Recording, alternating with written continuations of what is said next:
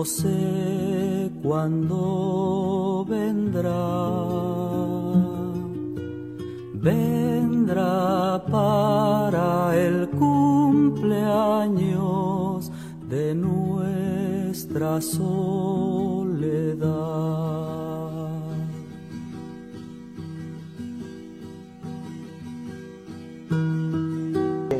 Retomando esta idea de, bueno, cómo se dio de que toda esta generación se casó tan joven y tuvieron hijos tan jóvenes.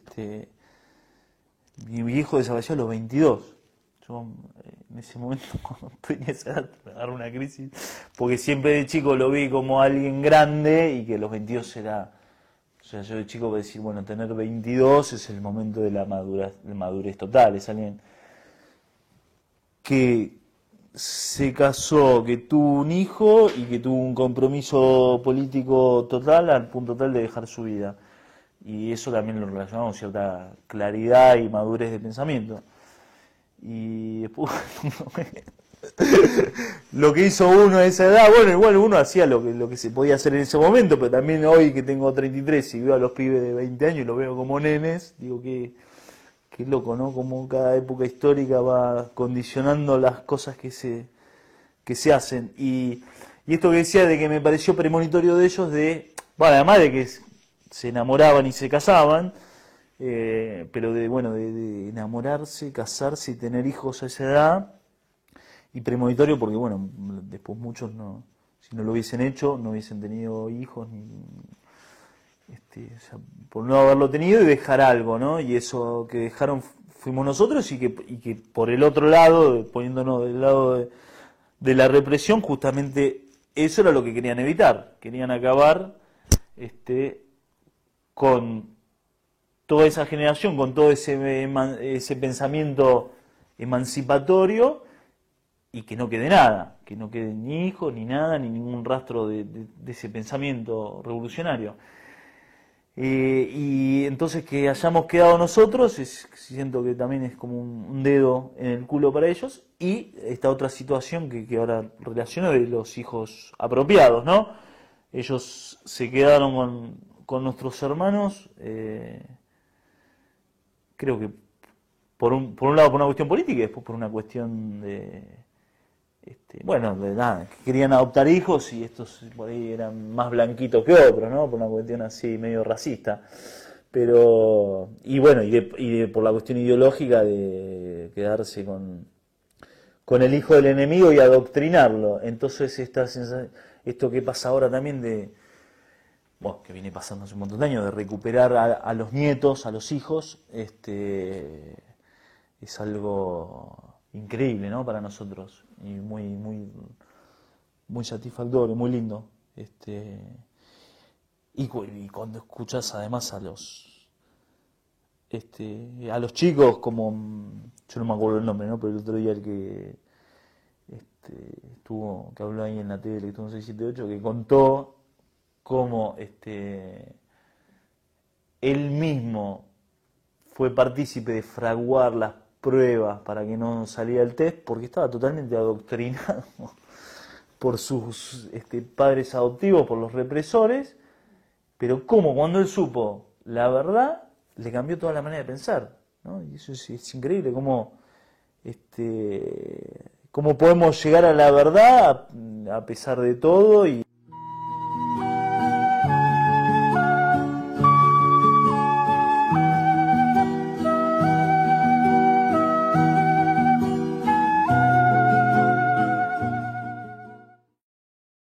no había cumplido 2 años cuando desapareció mi viejo.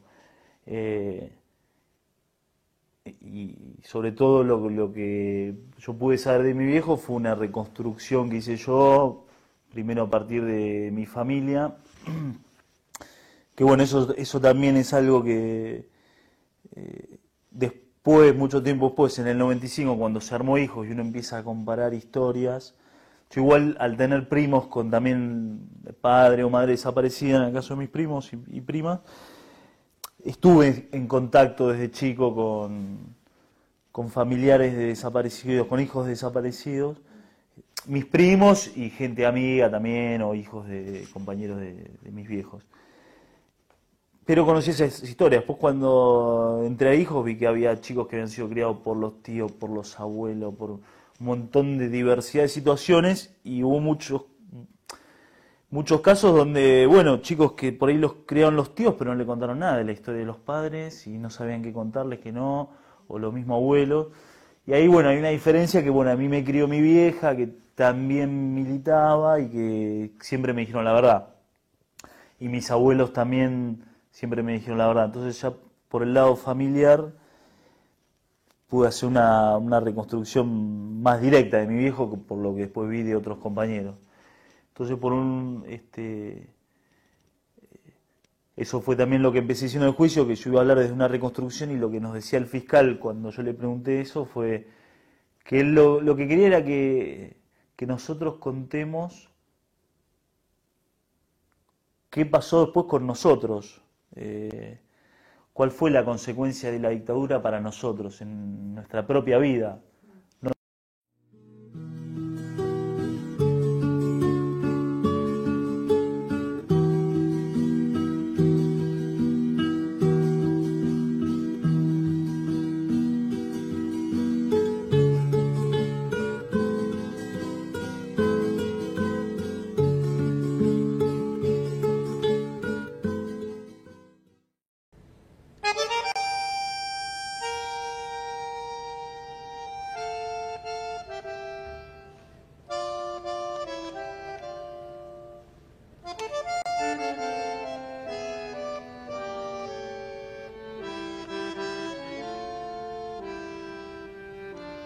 Bueno, me llamo Adriana Victoria Lewy, en este momento tengo 39 años,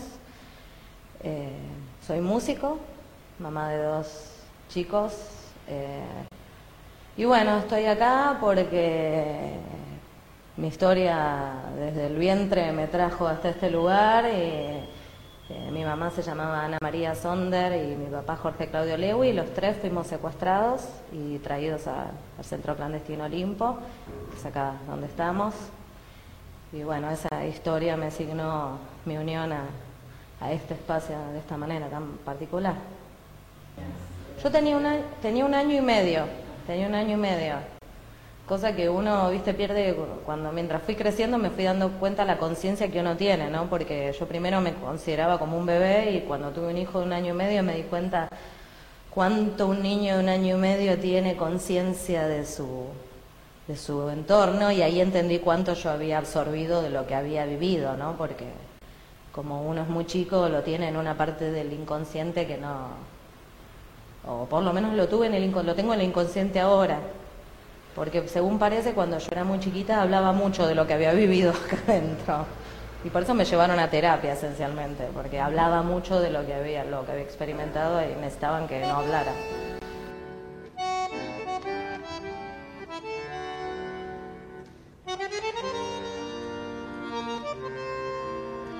Nosotros vivíamos en Parque Chacabuco, en una casa alquilada, mis papás obvio con su nombre, no con nuestros nombres oficiales, ¿no es cierto? Y bueno, de ahí vivimos unos cuantos meses en una casa de unos chicos que eran estudiantes. Y bueno, por lo que dicen, el operativo empezó temprano a las 10 de la mañana. Mi papá se había ido a trabajar, mi papá se iba todos los días a trabajar. Yo esa parte todavía no la pude construir, no sé a dónde se iba. No. Yo sé que todos los días él se iba muy temprano y que volvía tipo 5 de la tarde. Y la vecina me contó que mi mamá casi no salía de casa y que ellos, viste, les llamaba la atención. Y que siempre se iba a la terraza, y que lo que ella había notado es que ella le ponía un pañuelito rojo a mi papá. Entonces que mi papá todas las tardes cuando venía veía su pañuelito rojo y entraba a casa. Y que obviamente ese día vinieron los milicos a las 10, que fue un mega operativo, que estaban en los techos, que vaciaron varias casas. Como que Muchos detalles de eso no me dio porque ella estaba encerrada, la encerraron en su casa y no la dejaban salir, entonces ella solo escuchó algunas cosas. Y después sí vio cuando nos llevaban, que mi mamá me llevaba a UPA y viste, la llevaban y bueno, ella le dijo, déjame la nena, y mi mamá le dijo, a la nena no te la dejo, y bueno, me fui con ella y que después lo vieron llegar a mi papá, que obviamente venía caminando y vio que no estaba el pañuelito y como que se vio como una duda, pero que entró a la casa. Y yo siempre pienso, no, claro, él iba llegando y ¿qué iba a hacer? Estaban su mujer y su hija adentro, se iba a escapar, medio que... Y bueno, finalmente él entró y bueno, ya cuando lo sacaron a él sí estaba todo golpeado, hecho mierda, lo metieron en el baúl del auto y se lo llevaron. No, la ausencia de mis papás fue demoledora. Yo me sentía muy sola. Primero porque también mis abuelos eran muy distintos a mis papás, ¿no? Es como, yo una vez escribí que es como que me hubiesen arrancado del paraíso y me hubiesen tirado en el desierto con las raíces al aire, porque sí, y mezclado con la violencia, ¿no? Porque tus papás se pueden morir en un accidente de tránsito, se pueden morir de una enfermedad, pero la violencia con la que te los arrancan queda inscripta en un lugar de una herida que no sana para mí. Yo tengo 39 años, tengo muchos años por delante, capaz en algún momento se me pasa, pero mezclado con el silencio, o sea, es como el combo explosivo, ¿no? de la desaparición, porque ellos los desaparecen y tu familia en su dolor los sigue desapareciendo y los amigos en su dolor y en su miedo no los mencionan. Yo de chica sufría mucho. A mí me tocó ¿no? Pero realmente yo creo que mis papás fueron combatientes en un contexto donde se buscaba la muerte del que quisiera la igualdad social, el que quisiera, viste, subvertir el orden, obviamente que sí era lo que quería, porque ellos quieren que nosotros seamos sus esclavos y nosotros no queremos ser sus esclavos.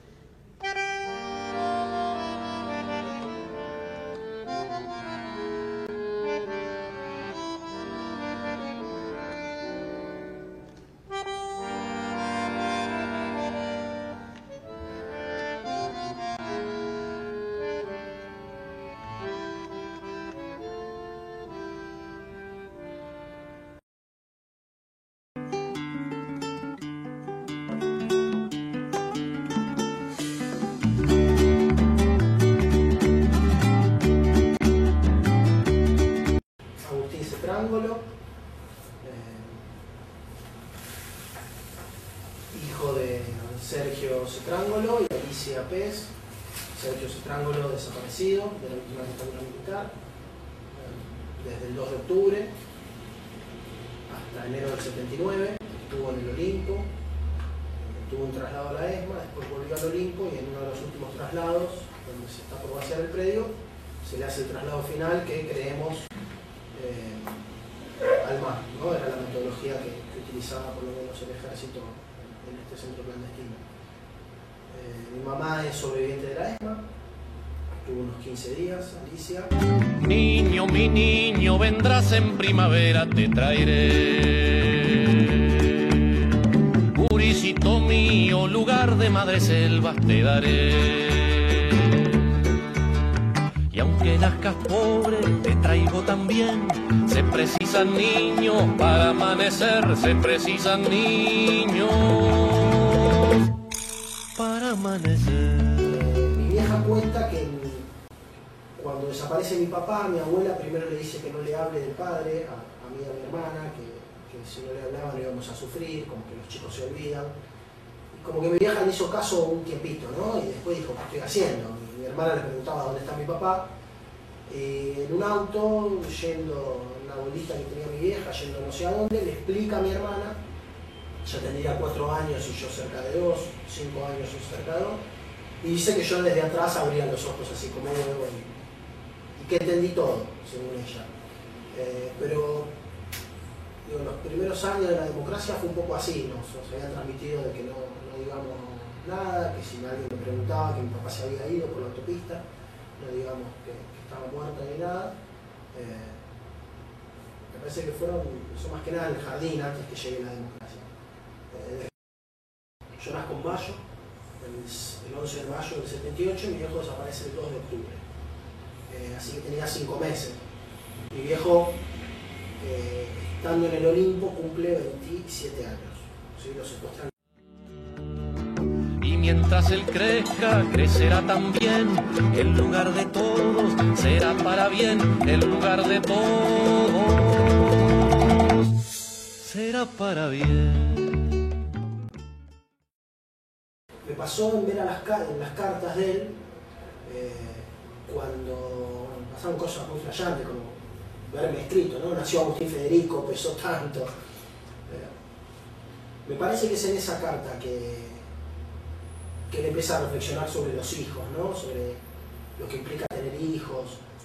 Primero habla de algo que me quedó muy grabado, de que tener un hijo es como tirar una flecha, ¿no? Que uno puede elegir el árbol de dónde cortar el arco que va a fabricar, puede pulirlo bien, tensar la cuerda, ¿no? Conseguir la mejor cuerda, armar la flecha, pulirla bien, que salga parejito,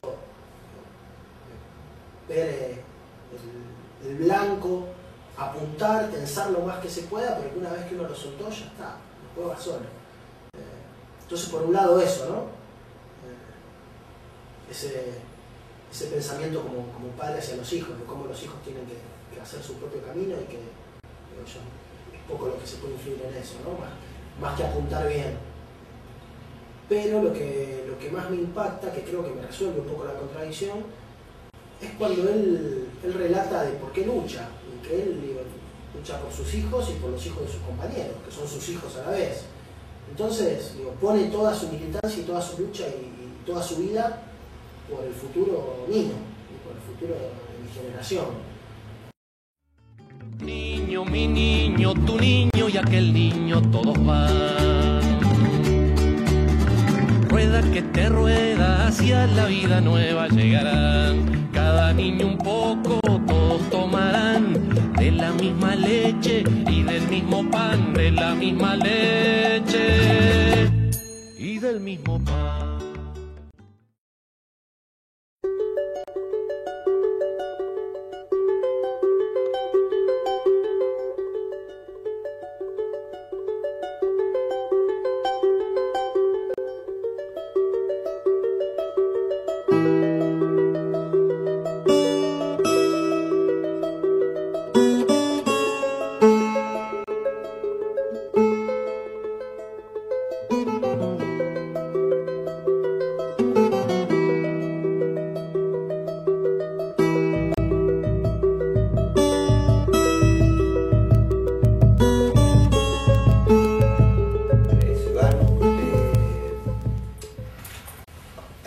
Alfredo Iván Troitero, me llamo así Alfredo por mi viejo, que era Alfredo.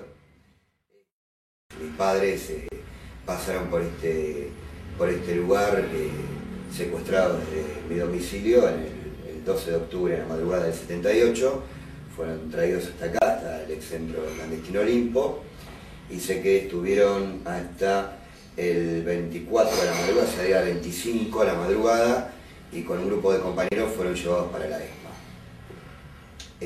7 exactamente.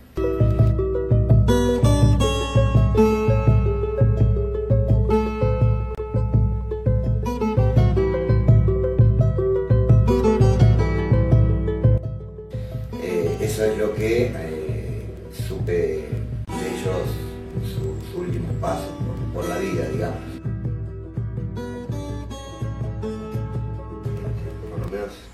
Tener idea de qué hacer y qué no hacer. A mí me salvó la vida. De hecho, cuando me interrogaron, no solamente acerca de mis viejos, o qué decir y qué no decir, o qué cara poner o qué cara no poner.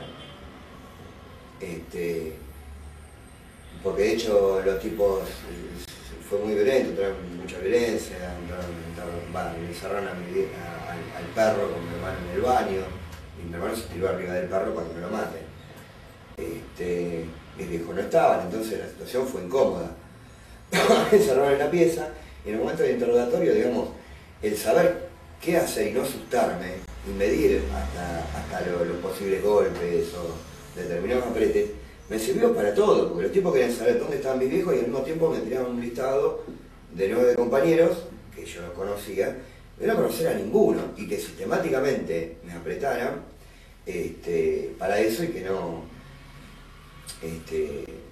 no reaccionara.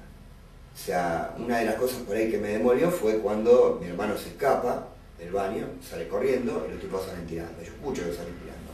Blum, blum, blum, salen tirando.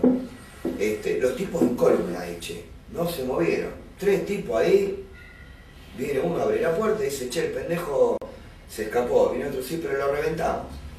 Y el otro boludo se venía cagando de risa, lo reventamos, jaja. Tenía como una sevillana, una cosa así. ¿Vieron que esa que tenía múltiples funciones? Bueno, en ese momento estaban de onda. Bueno, este tajo se lo debo a ese muchacho. Me olvidé de la cara de ese tipo. Lo tuve acá cagándose de risa de mí, diciéndome, dale boludito, ya lo reventamos, van a cantar, ¿dónde está tu viejo? Jaja, jaja, y acá lo tomaba. En ese momento había una propaganda que decían, no sé qué, a las 8, algo por el estilo, y jodían con eso, se me reían todo el tiempo. Bueno, nada, digo esto, me cortan porque yo estaba tan en la situación de que ya pensé que mi hermano lo habían reventado, que el corte en sí, me di cuenta porque estaba chorreando sangre. No es que... Sí. Cuando sentí que estaba chorreando sangre, digo, sentí calor, ¿viste? No sentí el corte. Mirá que esas cosas no tienen mucho filo. O sea que el tipo imprimió algo, porque me acuerdo del puntazo. ¿Viste? Hizo así, este me punteó. No hizo así. No sé qué presión hizo, pero bueno, me lastimó feo. Y nada, qué sé yo, ¿viste? Eso sí me movilizó bastante. Creo, pero... Cuando me habían dicho ya que no estaban mis hermanos, ¿viste? Porque yo los escuchaba llorar. Creo que eso también forma parte, digamos, de otra cosa, que tiene que ver con sentirse demolido en ese momento, ¿no? En cierta medida también creo que es lo que sintieron mis viejos cuando se los estaban llevando. Bueno, ya está,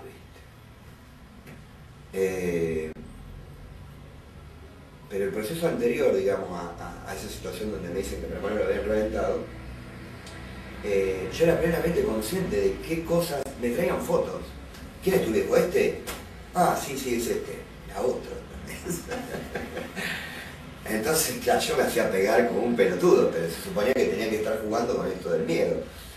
Y venía, dice, no, pero vos acá estás con este. ¿Para qué me metí? No, viste, este es tu viejo, no este. Ah, sí, perdón. Ahora les voy a decir la verdad, decía yo. Jugaba con eso del miedo, diciendo cosas que los tipos, a juzgar por los hechos, venían a buscar a mi viejo, donde en algún momento supieran que yo sabía algo más de la infinidad de preguntas que me hicieron en relación a mi vida, qué militancia tenía, si yo también tenía militancia, dónde estaba, Era para mí, ¿viste? Algo que tenía que jugar yo también con eso. Eso sí estábamos como preparados para saber inclusive dónde teníamos que ir, ¿no? Esa situación, digamos, yo me enteré que a mis hermanos no les pasó nada cuando me estaban llevando.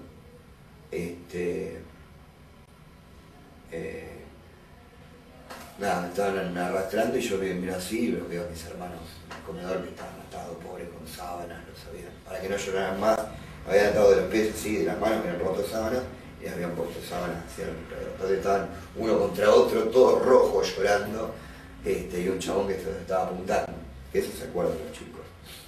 Y a Fabi, que cuando ya se habían llevado a mis viejos, lo traen, entonces como que me volvió a dar el cuerpo. Y uno de los tipos que dice, bueno, no, lo venimos a buscar después con él igual. No, pero sabe, qué sé yo, no, lo venimos a buscar después. Va, quedó ahí. Pero eso también, qué sé yo, ¿viste? Mi vieja se mandó un moco, pobre, estaba, creo que muy movilizada. digamos, los tipos cuando estuvieron 2 horas y media en toda esta secuencia. Imagínate que armaron un quilombo bárbaro, yo me entero después de años, después de años no, en realidad me entero por mi hermano, pero cómo fue la cosa contada por los vecinos, ¿no? Mi hermano se escapa, empieza a correr para el departamento, un chuco relajado y le pasan por acá. ¿Viste? Encima tenía una camisa colorada. Entonces, Cucaracho López corría, ¿viste? Y la bola le pasaba. Y siguió para allá. Después pegó toda la vuelta y volvió para los edificios. Abajo se juntó un montón de gente porque, si bien era zona liberada, no sé a dónde habían llamado, la cuestión es que parece que la cana apareció de otro lado y empezaron a tirarse el dedo, empezaron a decir los vecinos, decían, che, pero boludo, nos estamos tirando entre los, se identificaron, nos estamos tirando entre los otros, bueno, nada. La cana se fue y estos boludos siguieron, pero en medio del quilombo hay un montón de vecinos abajo. No sé si lo llamó algún vecino, qué sé yo. La cuestión es que mi hermano pega la vuelta, entra por uno de los edificios y uno de los tipos le dice, ¿querés que te guarde en mi casa? Y mi hermano dice, no, llegamos hasta la terraza. Nos llevó hasta la terraza y justo los ve, viste, 2 y pico de la mañana, lo ve pasar y gritar, pero lo escucharon. Le hicieron los boludos, bueno, lo escucharon una mierda, deducimos que no lo escucharon. Los tipos ya habían apagado las luces y todo. Entonces, bueno, cuando abre la puerta así que estaba como entornado en semejante desastre, escuché una vieja que dice, ¿qué pasó? Y bueno, nada, salieron de todos los departamentos que estaban tirándole, a mi viejo le pegaron un tiro en la gamba por el charco y no sé cómo llegaron acá, la verdad. Me he sentido hermoso. Ninguno me comentó que haya llegado con una herida de bala a mi viejo. Porque sangre de vida. Y deja así lo que sé que le cagaron una patada para sacarle la pastilla en la boca. Pero bueno, sabemos qué hacer. Digo, esto de saber qué hacer nos llevó a nosotros a que cuando los tipos se fueran, así que nos dijeron que estaban abajo,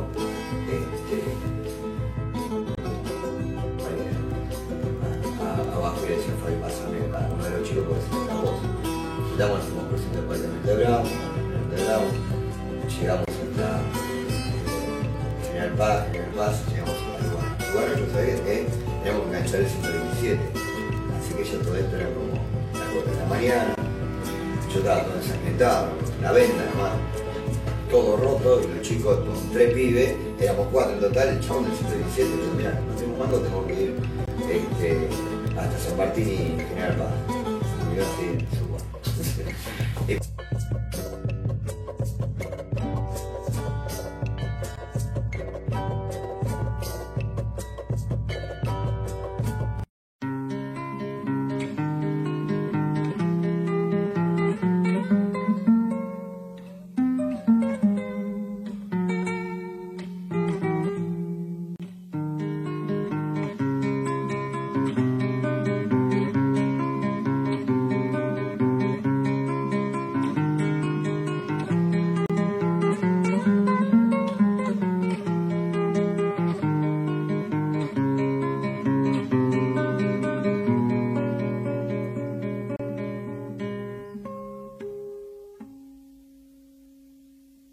Hoy, justo hoy, solo hoy, siempre hoy, desde ayer y mañana también. Fuiste hoy, serás hoy. Bueno, mi nombre es Emiliano de Lorenzo y soy el hijo de Emilio José de Lorenzo, conocido como el Turco, que fue secuestrado el 25 de agosto de 1978 en Capital Federal, en la Plaza Flores, y que estuvo secuestrado en este lugar, en el Olimpo, y hoy continúa detenido, desaparecido.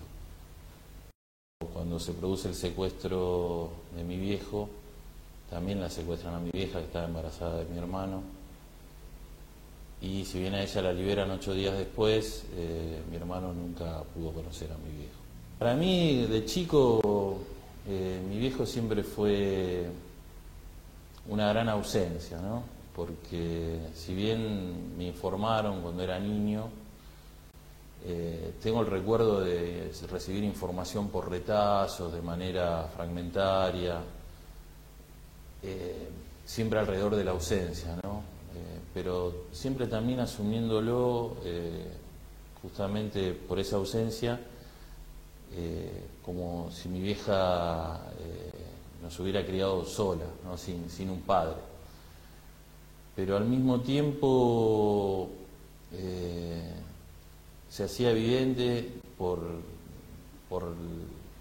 el relacionamiento que teníamos con otros chicos y siempre había un padre y una referencia paternal, y en nuestro caso muchas veces hablar del tema implicaba dar explicaciones que a veces eran difíciles o no teníamos por ahí las palabras o el entendimiento para transmitirlo mejor. Pero después de esa etapa de la niñez, ya con cierto grado de conciencia, pude ir reconstruyendo lo que tenía que ver con mi viejo. Desde, al principio, desde una cuestión más íntima, más personal. Yo tengo la particularidad de que lo llegué a conocer, pero compartimos 2 años, pero no guardo recuerdos vívidos, conscientes. Si bien obviamente que en ese momento establecimos un vínculo, y conmigo, ¿no? Yo estaba ahí. Y cuando llegan a la casa, esta pareja la acompaña hasta adentro. Era tipo PH, con un pasillo largo, la casa estaba al fondo, y la estaban esperando ahí en la casa. Salieron de adentro, de los costados, abrieron la puerta, la agarraron. Y bueno, a esta pareja la dejan ir, increíblemente. Ellos no tenían ni idea igual de nada, de hecho quedaron pasmados. Y a mí, estaba ahí yo con mi vieja y le preguntan si conocían a mis abuelos, si sabían dónde vivían. Ellos dicen que sí. Y me entregan a mí.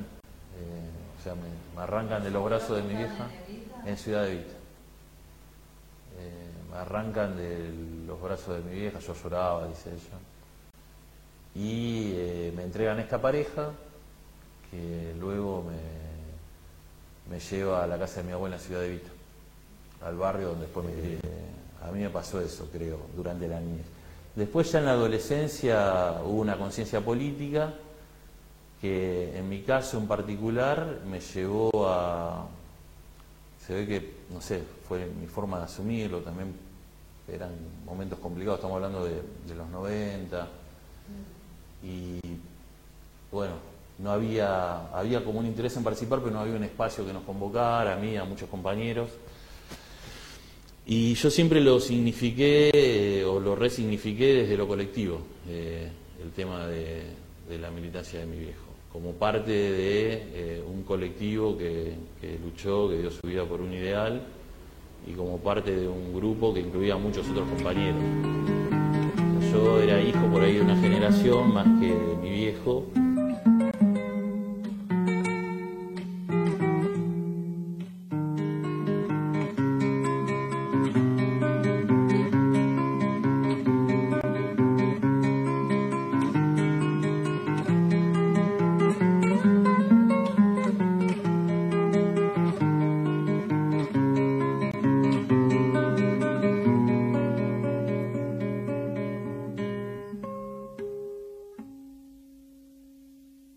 Hoy, justo hoy, solo hoy, siempre hoy, desde ayer y mañana también. Fuiste hoy, serás hoy, y por hoy soy feliz, sin ayer ni después, sin mañana tal vez. Solo hoy, siempre hoy, con la vida de hoy, con la pena de hoy, la locura, el amor, la amargura y la flor.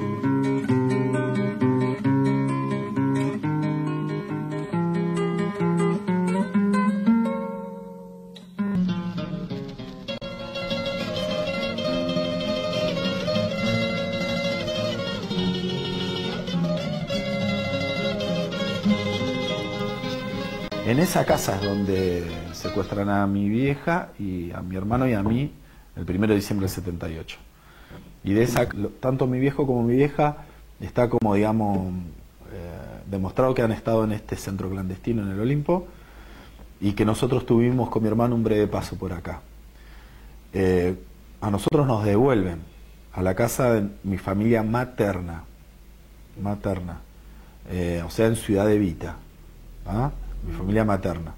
Mi familia paterna estaba en la clandestinidad, la mayoría de mi abuela, mis tíos, o sea, estaban medio, digamos, para que tengas una idea, yo los lazos afectivos con mi familia paterna los empecé a construir con la democracia, digamos, después de la democracia, cuando viene a entrar la democracia, porque no había contactos, digamos, en ese momento.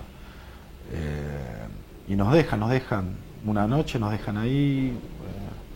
¿Qué contaron? ¿Que les tocaron el timbre? Tocaron el timbre, dijeron de que le dijeron a mi abuela, a mi tía le dijeron de quién es esa señora, le preguntan a mi abuela, bueno, yo te digo lo que me relataron, ¿no? Claro. Le dicen a mi tía se había separado de mi tío, estaba viviendo en Ciudadita, la que vivía, claro, exacto, con la cual ella tuvo dos hijas, y estaba viviendo con mis dos primas y mi tía estaban ahí en la casa de Ciudadita. Le dicen, los milicos le dicen a mi abuela quién es esa señora, es mi hija, que se vaya, que se vaya lejos, no quería que los vean, digamos, y solo hablan con mi abuela y le dicen de que en 15 días iban a tener novedades de María Elena y se van y nos dejan a mi hermano Leandro Manuel y a mí nos dejan ahí en la casa de Ciudadita. En mi país, qué tristeza, la pobreza y el rencor. Me preguntaban y yo trataba de escribir cómo era, que creo que habrá ayudado, no sé, porque según lo que decían a esa edad me expresaba bastante bien, hablaba, digamos, ya tenía lenguaje y todo. Y el recuerdo de mi vieja estaba en el auto, porque yo venía con mi mamá sale con nosotros, yo me quedo gritando mamá, mamá, mamá, todo, no, para indicar la casa. La casa donde te ven. Claro, exacto. Y mi abuela la ve a su hija desde la ventana, ve al auto estacionado enfrente de la entrada de la casa y la ve a María Elena, la ve.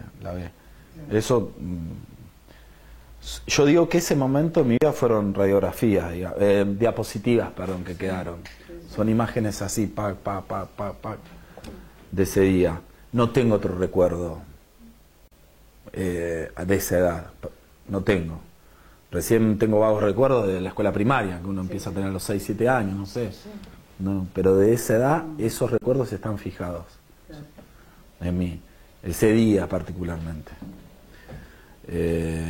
Y bueno, a partir de ahí, bueno, nada. Se sabe que Oscar también no está, ¿no? Así que bueno, de mi viejo supe mucho más tarde, un poco, cómo llegó hasta acá. Pero bueno, son relatos de otras personas, versiones, calculo que quizás sean así. Dicen que lo levantaron de la estación de Ramos Mejía en vísperas de ese día, cuando se iba a encontrar con otros compañeros. Sí, nosotros nos criamos en un río revuelto. Nos criamos como se pudo, ¿no? También, porque era una situación complicada. Con mi tía, que venía de una situación traumática familiar ella, que había pasado, que estaba separada, con sus dos hijas, con mi abuela, que seguía trabajando en el Ministerio de Bienestar Social, y que fue la que paró la olla de los 6, digamos, durante todo ese tiempo. Y así nos fuimos criando, ¿no? Mi hermano y yo somos de Ciudad Evita, ¿no? Dice mi padre que ya llegará desde el fondo del tiempo otro tiempo, y me dice que el sol brillará sobre un pueblo que él sueña labrando su verde solar.